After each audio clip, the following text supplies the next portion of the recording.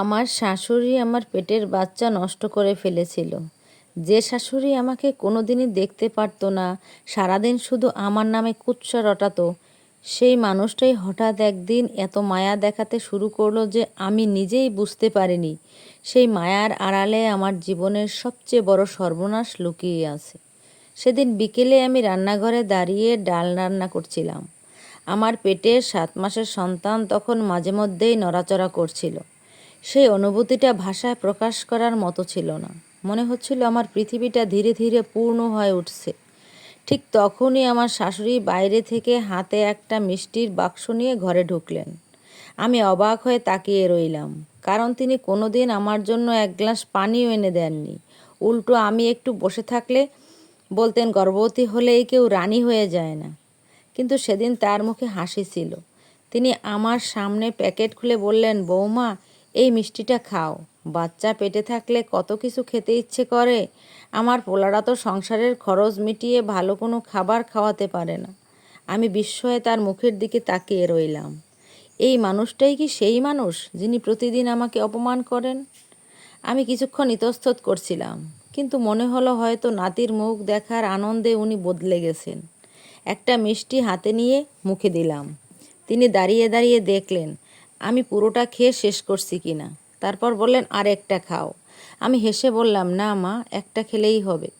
তিনি কিছু না বলে নিজের ঘরে চলে গেলেন। ঘণ্টাখানেক পর থেকেই আমার পেটটা কেমন যেন মোচড় দিয়ে উঠতে লাগলো।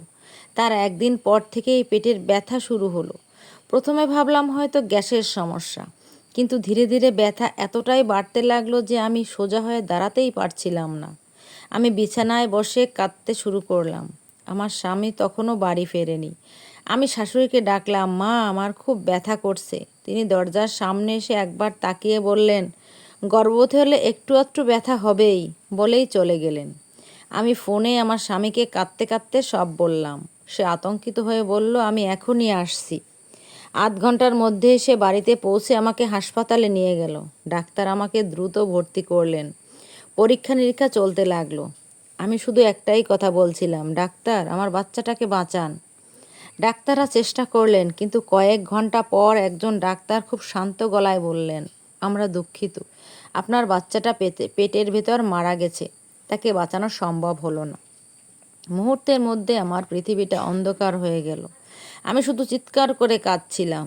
আমার স্বামীরও মাথা নিচু করে বসেছিল। জীবনে প্রথমবার আমি তাকে শিশুর মতো কাঁদতে দেখেছিলাম। পরদিন সকালে একজন নার্স আমার কেবিনে এসে খুব আস্তে করে বললেন, আপনি কি হাসপাতালে আসার আগে বাইরের লোকের কাছ থেকে কিছু খেয়েছিলেন? আমি বললাম, হ্যাঁ, আমার শাশুড়ির কাছ থেকে মিষ্টি খেয়েছিলাম। নার্সের চোখে এক অদ্ভুত দৃষ্টি ফুটে উঠল। তিনি আর কিছু বললেন না, কিন্তু কয়েক মিনিট পর দুইজন ডাক্তার এসে আমার স্বামীকে আলাদা করে তাদের কক্ষে ডাকলেন। প্রায় 20 মিনিট পরে আমার স্বামী ফিরে এলো। তার মুখ ফ্যাকাশে। আমি বারবার জিজ্ঞেস করলাম, কি হয়েছে, ডাক্তার কি বলেছে? সে কোনো উত্তর দিল না। সে আমার হাত শক্ত করে ধরে বসে রইল। ঠিক তখনই কেবিনের বাইরে আমি আমার শাশুড়ির কণ্ঠ শুনতে পেলাম। তিনি রুমে ঢুকে আমাকে জড়িয়ে ধরে কান্না করতে লাগলেন। শাশুড়ির সেই জড়িয়ে ধরা কান্নায় মায়ার ছিটাফোঁটাও ছিল না। ছিল এক জমাট বাঁধা হিমশীতল অনুভূতি। যে হাত দুটো দিয়ে আমাকে জড়িয়ে ধরেছিল, হঠাৎ করেই আমার মনে হলো সেগুলো কোনো মানুষের হাত নয়, একটা বিষধর সাপের শরীর। আমি ধাক্কা দিয়ে তাকে সরিয়ে দিতে চাইলাম, কিন্তু শরীরে তখন বিন্দুমাত্র শক্তি নেই। আমার স্বামী এক পা এগিয়ে এসে থমথমে গলায় বলল, মা, তুমি একটু বাইরে গিয়ে বসো।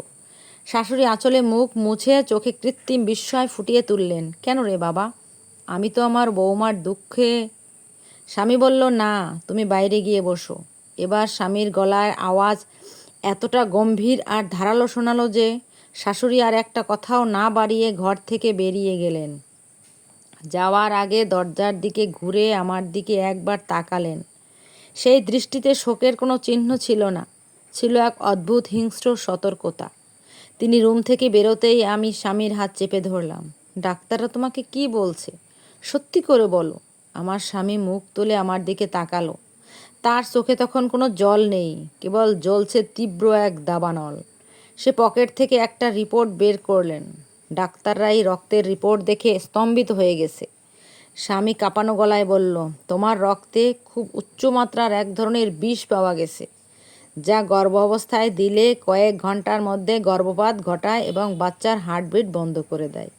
এটা কোনো সাধারণ কেমিক্যাল নয়, এটা পশুর গর্ভপাতের জন্য ব্যবহৃত একটা ডেঞ্জারাস ড্রাগ।